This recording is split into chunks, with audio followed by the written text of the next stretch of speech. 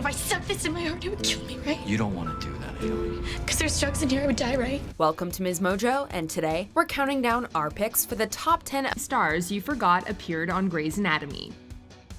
Number 10, Christina REI. REI was in the same episode of a two-part story that saw Kyle Chandler become a hero and fan favorite. Well, he was at the hospital because a patient came in with an unexploded bazooka ammunition in their chest. So I'm touching live, unexploded ammunition. And the person holding the ammunition and stopping the bleeding with her hand was the paramedic Hannah Davies, played by REI.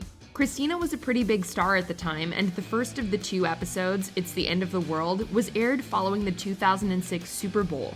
That same episode is still the show's highest rated and most watched ever. What if I just take my hand out really quickly? Number 9, Theo Rossi. Some call him Juice, while others know him as Shades. Over the years, Theo Rossi has earned a loyal fan base for his Sons of Anarchy and Luke Cage roles.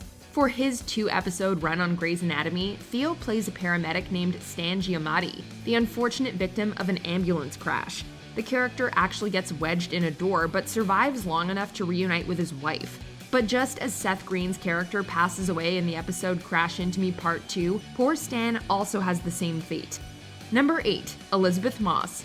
Let's be honest, most people know this actress as Peggy Olson from Mad Men. During Grey's Anatomy Season 3, she appeared in one episode as Nina Rogerson, the daughter of a 41-year-old patient with a rare bone disease. The reason you've gotten this far, our treatment plan works. The episode aired just 4 months before Mad Men premiered, so Moss was still relatively unknown. The character's mother passes away, and Nina obviously has a rough time. This role essentially marks the rebirth of Elisabeth's extraordinary television career. Number 7, Sarah Paulson. Marsha. This prolific actress famously starred as Marsha Clark on The People vs. O.J. Simpson, and she's also an American Horror Story regular. Though Paulson only appeared in one Grey's Anatomy episode, the role is significant. She plays Meredith's mother, Dr. Ellis Gray, who suffers from Alzheimer's disease. Guess it's just you and me, kid. Surprise, surprise. The character shows up in a flashback sequence as Richard Webber reflects on his former colleague. The episode examines the rise of AIDS in the early 80s, along with the relationship between the two doctors who are trying to understand each other, and the nature of a frightening disease originally known as GRID. Number 6, Liza Wild. Hey, isn't that Paris Geller from Gilmore Girls? And Bonnie Winterbottom from How to Get Away with Murder? Why yes it is. In a Season 5 episode of Grey's Anatomy, Liza Wild plays Allison Clark, a stage 4 cancer patient who forms a bond with Izzy Stevens during chemotherapy treatment. Are you watching birds fly around my head again? The character ultimately passes away, and Liza Wild's moving performance opened the door for other roles. Number 5, Millie Bobby Brown. When 11, we mean Millie, appeared in an episode of Grey's Anatomy in 2015, most people watching wouldn't have thought anything of it.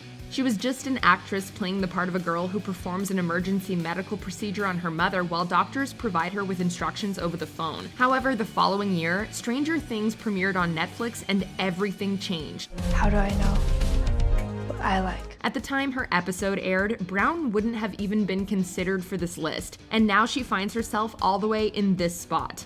Number 4, Abigail Breslin. When only 5 years old, this actress starred in M. Night Shyamalan's Signs. A few years later, Abigail Breslin received an Oscar nomination for Little Miss Sunshine. In the mid-2010s, she transitioned to the small screen as Libby on Scream Queens. Nearly a decade before, Abigail appeared in one Grey's Anatomy episode as Megan Clover, also known as Supergirl, a kid who does not feel pain whatsoever. It's revealed that Megan suffers from internal injuries and CIPA, congenital insensitivity to pain with anhidrosis, which requires a corrective surgery. I thought you said I didn't have superpowers. Yeah, well, you don't. Number 3, Mandy Moore. Since releasing her breakout single Candy in 1999, this versatile performer has established herself in both feature films and television. Back in 2010, Mandy Moore appeared in 4 Grey's Anatomy episodes as Mary Portman, who initially comes in for a colostomy bag reversal surgery.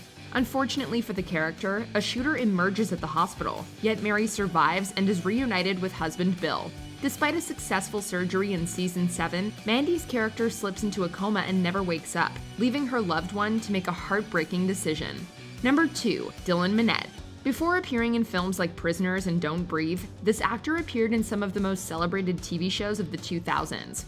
Currently most recognized for his role as Clay Jensen on 13 Reasons Why, Dylan Manette once appeared as a guest star on Grey's in its 4th season. He plays Ryan, a character with no official last name.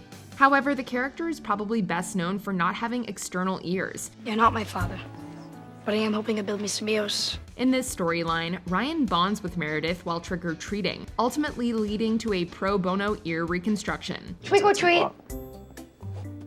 Get it? He's trick-or-treating for ears. Number 1, Demi Lovato.